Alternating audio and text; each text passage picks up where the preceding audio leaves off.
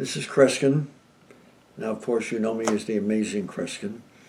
And I'm going to comment on a movie which you may have seen years and years ago called The Sixth Sense.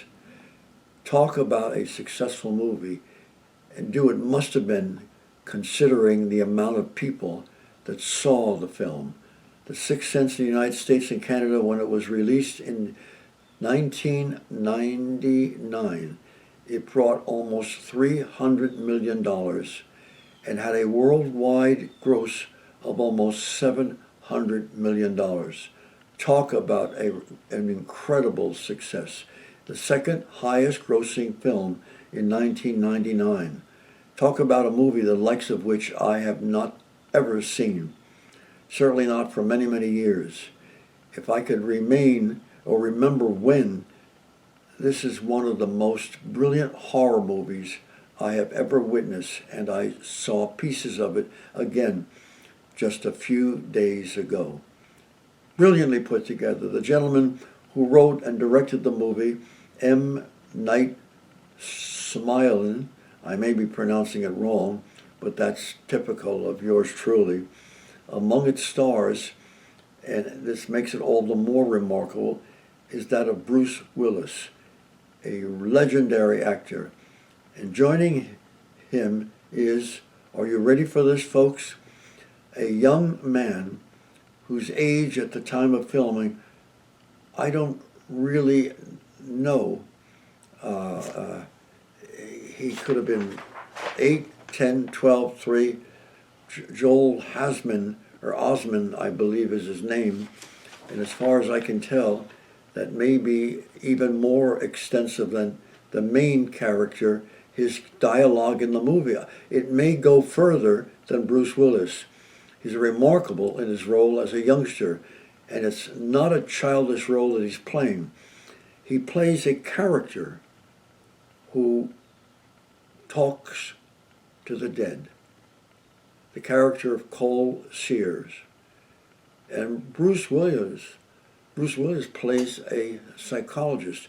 What a unique combination this movie has. My degree being in psychology, I found it all the more intriguing.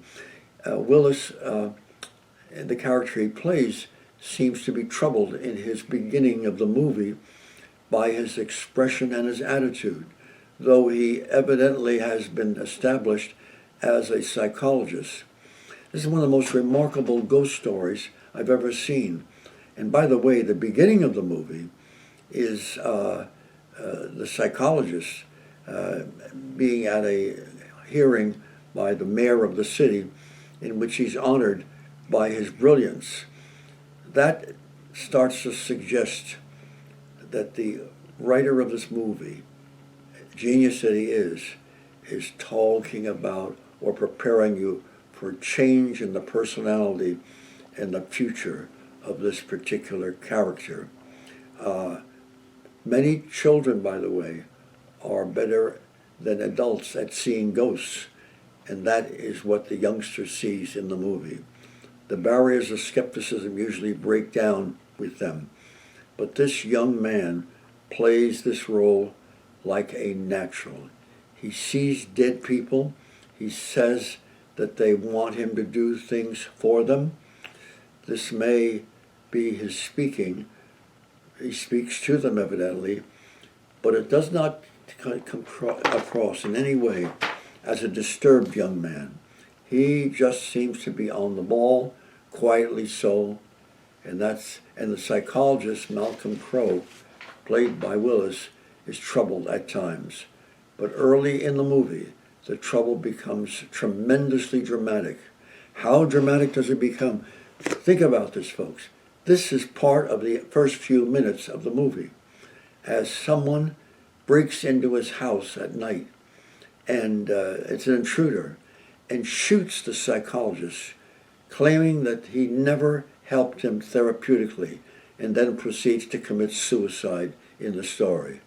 Willis does not die, continues as one of the major characters, but this murderer has ended his life within 10 minutes or so, proceeding with the suicide.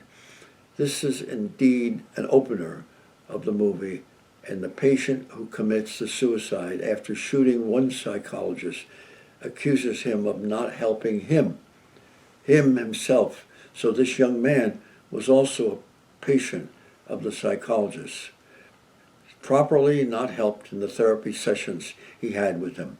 Talk about dramatic timing and pacing of the movie. The film opens with the mayor, as I told you, honoring this young man who we now realize doesn't quite have the future.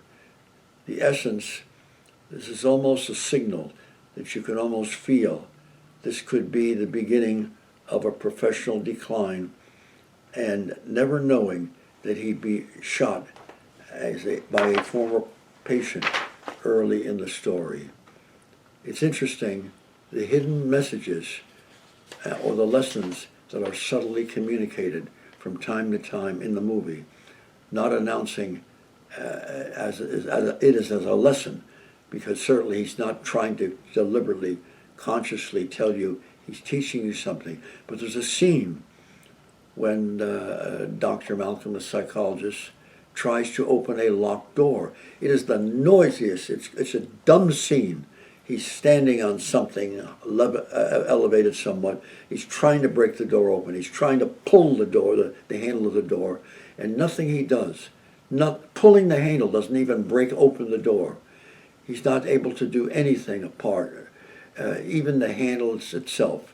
So when, during the opening, Malcolm stops what he is totally engrossed in, and then he sees, as he looks down and goes down the level to the first level, he sees that the whole door to the floor was at the floor level barricaded in by heavy weights that were just resting against the door. He sees the whole door to the floor because he is not at a higher level on a platform when he doesn't see the rest of the weights. This is a suggestion, a very interesting suggestion that I think this author brilliantly pointed out, that many times when we are confused about things, we're not clearly knowing what's going on. We haven't looked at the whole picture. And people don't necessarily look at things fully when they are in a challenging situation.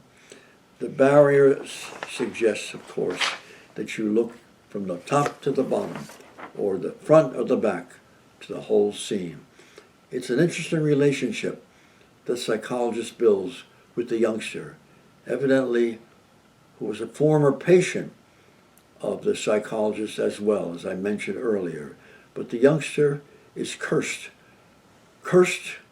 with the ability to see the dead. That is his special gift in this movie. There is a lesson that I got from the movie, and that I haven't felt like this for a long time. People who seem to spend less time talking often have much more to say. Think about it. Think about communications that you make with certain people who remain unusually quiet, and yet what they have to unearth is with depth and extensiveness. The youngster tries to get across to the psychologist that he can speak to the dead, understand what they are asking him, and often that they are requesting that he do something for them.